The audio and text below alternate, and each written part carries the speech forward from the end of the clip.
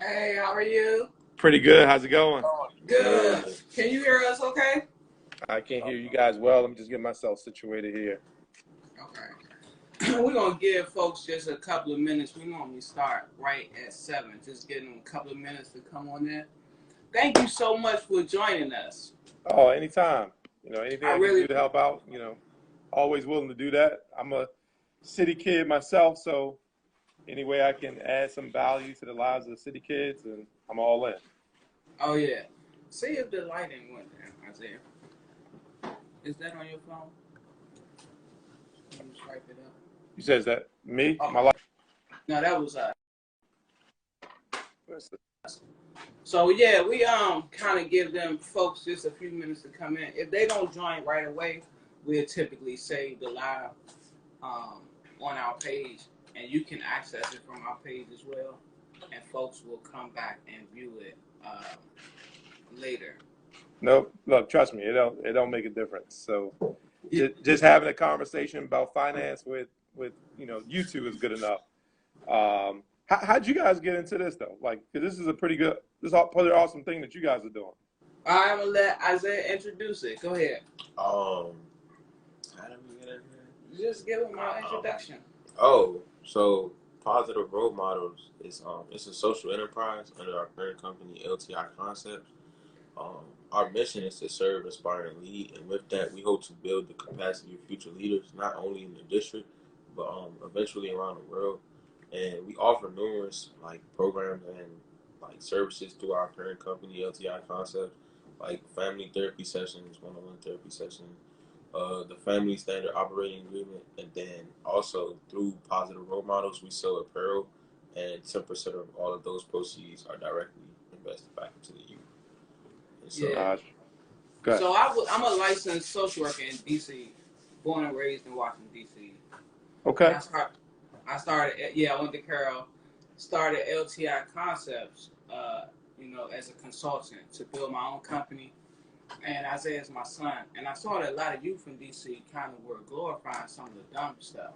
You know what I Yep. mean? They kind of were following people who they thought could give them access to capital through drugs and kind of access to power through violence. And so I was like, man, how can I find a way to introduce kids to capital, to power, to money in a way that I've been introduced to it so you don't have to go that route. And so we Yep. started Positive Role Models where we could find people who really can model some of the behaviors that we want our kids to follow. Man, I'm telling you, there's some everyday stories, and hopefully we'll touch on this some in the conversation that we have. But again, I work with people with money every day of the week, right? So, I mean, if I can tell you guys, I would need your hands, your son hands, my hands, and a few more hands to count how many successful everyday black people that I work with. Mm. That again, we just don't hear those stories, right? So a Mm. kid growing up in the inner city, like you see the neighborhood guy who got the car, the girls, the nice clothes, etc. But you don't see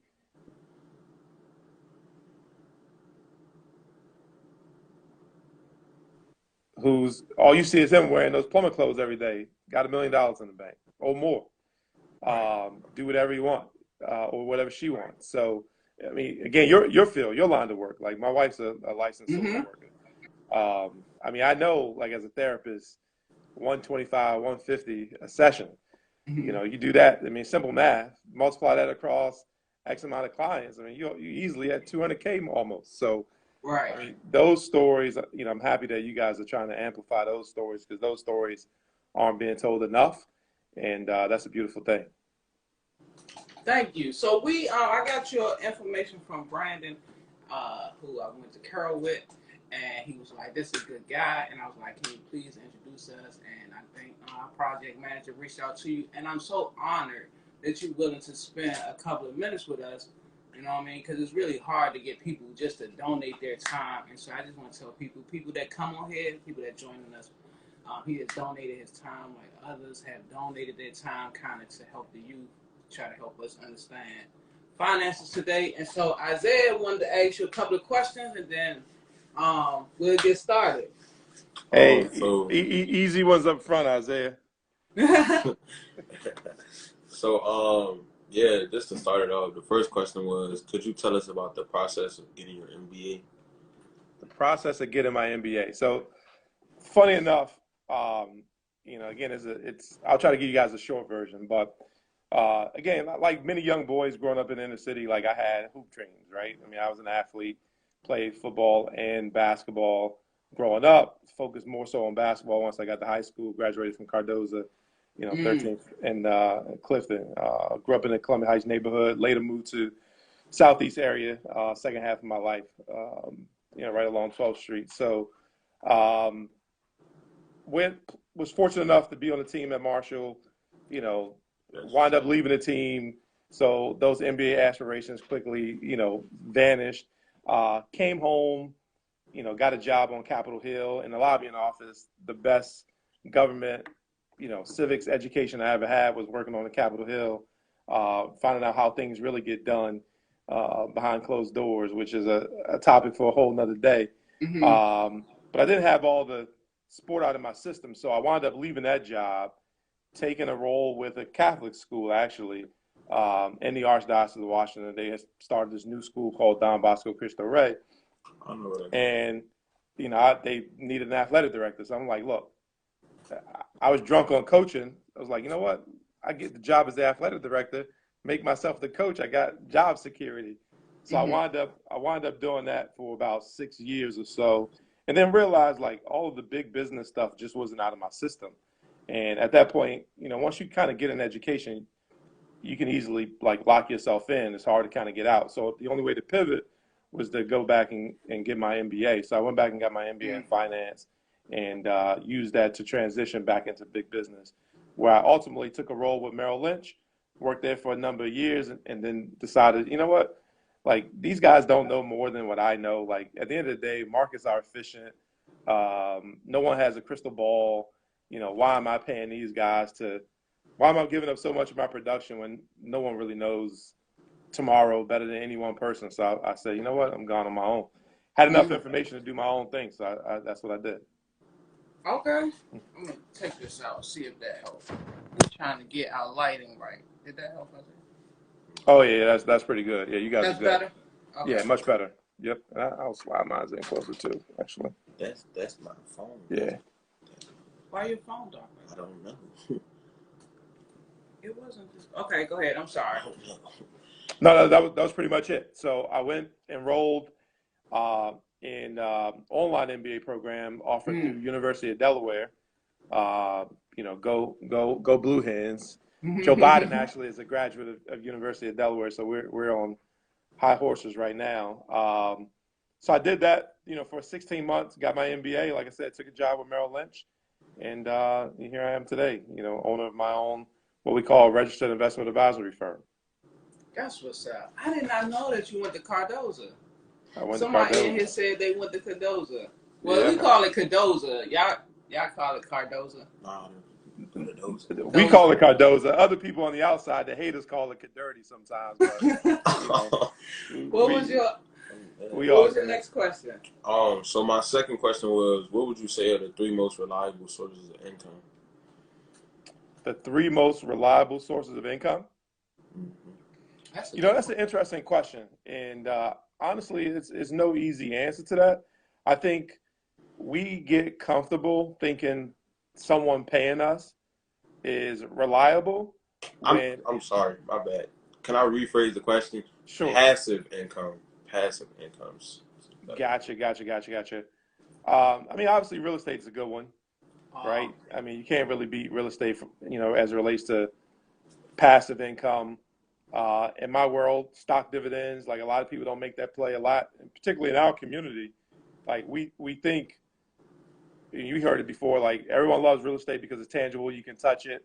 But mhm. shoot, I can take the same money, stick it in a bond fund, which is even safer than real estate, in my opinion, and yield the same amount of return, 5% return on an annual basis, probably even more than what I would get in real estate. So, Ah. so real estate play, a dividend fund play, and then, muni bonds.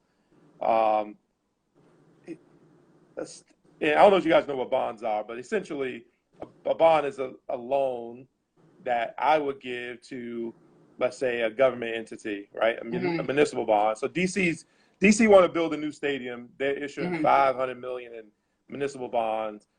I subscribe to a portion of it. Let's say I gave them 5 million, just for argument's sake. Before that 5 million, they promised to give me my 5 million back in 30 years, but on top of it, they'll give me a stated percentage on an annual basis, 5%. So because you're talking about doing business with a state, I mean, the money, they have the tax authority to get the money back by raising taxes on all of its constituents. It's super safe, is what I'm saying, unless Mm-hmm. Right. there's a 2008 in Detroit, but that's a whole nother conversation for a different day. But essentially, I just gave my money, promised to get it back at a certain point in time, and I'm getting 5% annual every year on that money. I mean, simple math tells you if I had 3 million in, 3 million, 5% of 3 million is roughly about 160, 170,000. So Every year. every year I don't got to lift a finger. So if I had to go three good ones, it would be real estate, and this is in no order, but real estate, some type of um, bond fund, which could be corporate bonds, um, Fannie Mae, mortgage bonds, and then I would say, muni bonds for sure. Okay. Yeah, I tell people all the time, if I had $3 million right now, like you never have to work again if you buy muni bonds, guaranteed money every year. Oh wow. Ah, I didn't know that. So I recently this year just really started getting into like stocks, uh, really stocks. I've always been interested in real estate. But what would you say somebody that's just starting their first job and starting to get money? Where should they start? Kind of where should they start with trying to build financial wealth? Because that's one of the things. One of our principles is financial literacy Freedom. and freedom. Yeah, if someone was just getting started, I mean, honestly, if you're getting your first job, like contribute to your 401k. Can you guys see me? Yeah, I can see. Sorry, yeah, I'm just trying to straighten my lighting up a little bit here. I apologize. But I would say contribute to your 401k. I mean, at the end of the day, that's 100% return on your investment, right? So Uh-huh. normally, whatever that match is, if they're going to match you 3% of your salary, like you definitely got to do that because now you're getting for every dollar you put in, they're putting a dollar in. So you already got 100% return if you think about it that way, on top of whatever you're going to get from having it invested in the market. So that would be one way to start it. The second thing is we don't use life insurance in our community. So if you think about this, and Mm-hmm.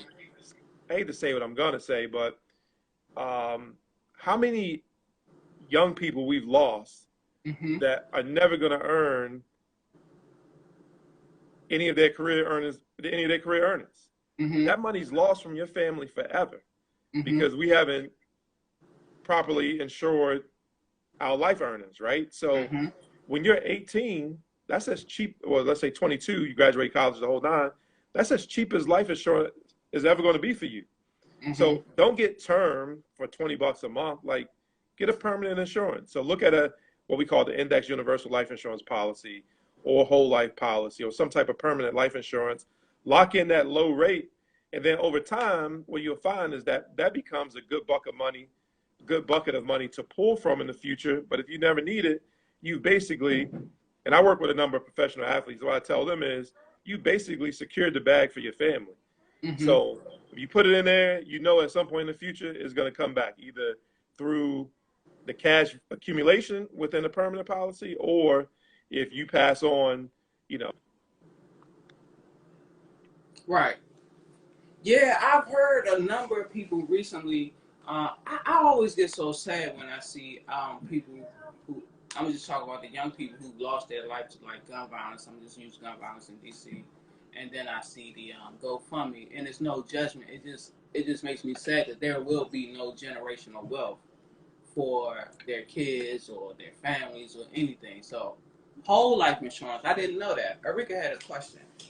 Well, I'm not a big fan of. Let me make. I'm not a big fan of whole life. Honestly, if you're gonna Okay. do a permanent product, I really like index products. To be quite honest with you, and we can talk about that when we have a whole lot more time. But just having insurance, period. And it's not even about the death benefit. It's just about, again, when you accumulate what they call cash credits or cash value inside of an insurance policy, at some point you can pull that money away without it ever being taxed. Mm-hmm. Right? So now you're playing a different ball game. If, let's say, you hit it big and you're a multi-million-dollar person at some point in the future, well, now you can use that same money to pay your estate tax. That can assure that all the money that you have now transfer to your family without paying. People don't know, like this, the state of Maryland is one of the only states in the union that make you pay an inheritance tax if you inherit a certain amount of money, right? Wow. So I think it's like 5.4% or something of that nature. So, like so someone's leaving you $1 million, and if you got to pay 5.4% of that, you ain't getting the whole $1 million. But if you had life insurance in place, now that's going to pay the taxes. You get to keep the whole $1 million. So these are some of the things that you do. Like when people think about me, they often think stocks, bonds, etc. But it's really about the planning piece, like understanding the financial world, that financial literacy, so you can structure a plan for yourself to win. That was my question. Is there a difference? I'm gonna let you ask the next question. Is there a difference between a financial planner or your firm that does all of the comprehensive financial planning and stuff, and a CPA? That might be an ignorant question, but No, it's not an ignorant question. Are they the same? It's not the same, actually. In the money world, you normally have 4 professionals that you work with. So you got your financial advisor, you got your CPA, you got your attorney, and then you normally have like an insurance guy that help you structure all your insurance deals. Now, normally that's what we call, those core services make up what we call your family office, right? Because at the end of the day, all those people should be working in tandem to ensure that everything you want out of life is accomplished for you, right? So your estate plan, with your lawyer, your financial advisor is working all your investments and your financial plan. Your CPA is like crunching the numbers, looking at your cash flow statements, which is your income statement, cash flow statement, your balance sheet, etc. Looking at what ways can they use those assets to decrease your tax liability today and in the future whenever it transfers to somebody else. So we all work together. I like to think that the financial advisor plays quarterback on all of that. Okay. Some CPAs want to play quarterback on that. It gets confusing because a lot of CPAs these days want to give financial advice. So some of them go take license exams so that they can be a quote unquote financial advisor, where some just want to stay in their lane and handle the tax part of it. Even with us in my firm, we provide more of that family office structure. So we do some tax guidance, but we do that in conjunction with either our client CPA or our own staff CPAs. Oh, good. What is a CPA? Oh, you don't know what a CPA is? No. CPA is a certified public accountant. Oh, okay. I know. You know what an accountant is? Yeah, I know. So, as a black man, let me ask you a question again as a parent. And somebody else. Let me ask them. Let them ask. Oh, okay. Enrique, he answered that already. He didn't answer that. Did he answer that? How do you get started? I can't read it. One of the questions was, how do you get started into muni bonds? Yeah, so you can normally on the state's website they'll talk about projects that they're trying to launch, and they normally say they're gonna raise money, right? So if you ever heard of an IPO, which is an initial public offering, think of munis as an IPO for states, where they're essentially as a capital raise. They're trying to raise money for a project, and a lot of times it's listed on their website, or you can just call, a broker dealer, a guy like myself, or a Merrill Lynch or Morgan Stanley, Charles Schwab, etc., to see what new deals they have coming up, or what old deals on the table. So there's a secondary market and a primary market. The primary market is new deals. The secondary market is deals that's already been done, and let's say got in that deal early on, but now went out because I want to get access to my money for some reason, and I can Mhm. sell that on the secondary market. Honestly, if you have a brokerage account, you can really go into your online environment and be able to participate. But you want to do that with, in my opinion, the professional help. Yeah. As a black man, why do you think some young people or some young black men don't see what you see? Like you said, you work with professional athletes and you work with. Um, how come they don't see the money and the resources and stuff like you saw it? Well,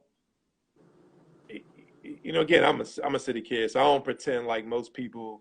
Like it ain't. I mean, it is what it is. Like at the end of the day, a lot of guys, like I'm different. Like I'm still in the city. Mm-hmm. You can catch me in every neighborhood. You know, from the best neighborhoods to some of the neighborhoods that people don't really think that's so great. I mean, on a daily basis, because at the end of the day, I just believe that people are people, and we all want the same thing, but it's just a matter of whether we know or not, right? And we don't know, we don't know, and the only thing that sometimes we know is what we see. And like I Mm-hmm. said in the beginning, you see the guy in your neighborhood, and you know what he does, or she does, or whomever. And honestly, how easy is it to do it? It's just Mm-hmm. really an ask, right? Hey, let me get on, and you're on. Yeah. But in our world, a lot of times, because I mean, this too. Right? You're so busy as an adult, you trying to get to work, get back home, take care of your family, whatever it may be. A lot of us don't spend the time doing what we're doing right now, which is Yeah. letting people know, hey, look, this is an avenue for you. Like I look like you, I come from the same neighborhood as you, some of the same challenges. You wouldn't believe some of the challenges I had to face growing up. But we faced the same challenges, and I still made it. So if I can do it, there was nothing special to me that more so than you. Like I honestly tell kids all the time, like, look, I know you have better capabilities than me. So if I can do it, I know you can. Yeah. I just think having more conversations like this, just showing them like, hey, look, it's achievable. You just Yeah. gotta know the right people to do it. And I was always bold enough to make a phone call. So when I was 14, I remember, was it 14? Uh, probably 15. One of those years when Michael Jordan was the working with the Wizards. I mean, I literally picked up the phone and called the office and Oh yeah. wanted to speak to Mike. So like, you got to go seek the information too. So you got to understand, like, I don't know what I don't know, but who can I get a hold of that they know it, and Right. then let me talk to them so I can replicate it. Right. Because it's easy to follow the roadmap. Someone else has already done it. So you know what? Frank said he was a financial advisor at Merrill Lynch. Now he started his own firm. I wonder, how do I do that? How do I reach out to him? And in this day and age with the internet, where you can just send somebody a DM, like there's no reason why we shouldn't be doing all of that. And there's more people out there that's willing to talk than than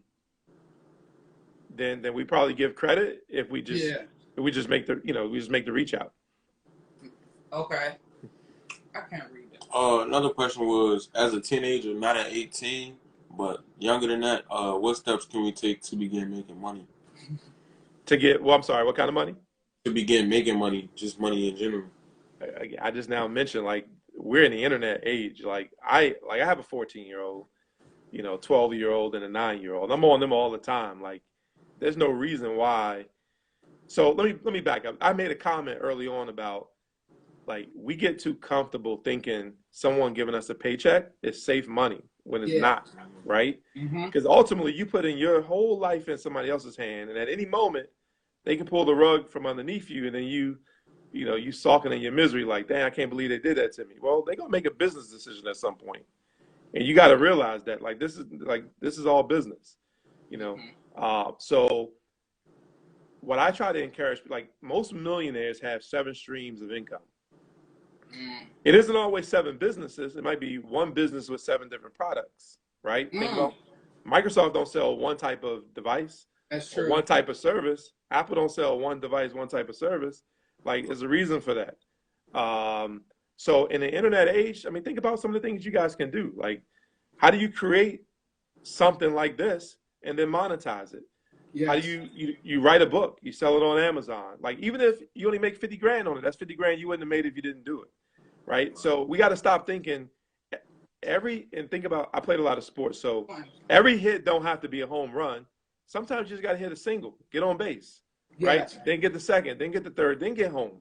So, like I would just say, just find something you love, do it, and find a way to monetize it, and then figure out what things complement that, and then try to monetize those complementary things that goes around that. So if it was just, I mean, drop shipping is a big thing these days. Like You you can told me literally about not that. touch a product and get paid on it using, Amazon or any, Alibaba or whatever it may be.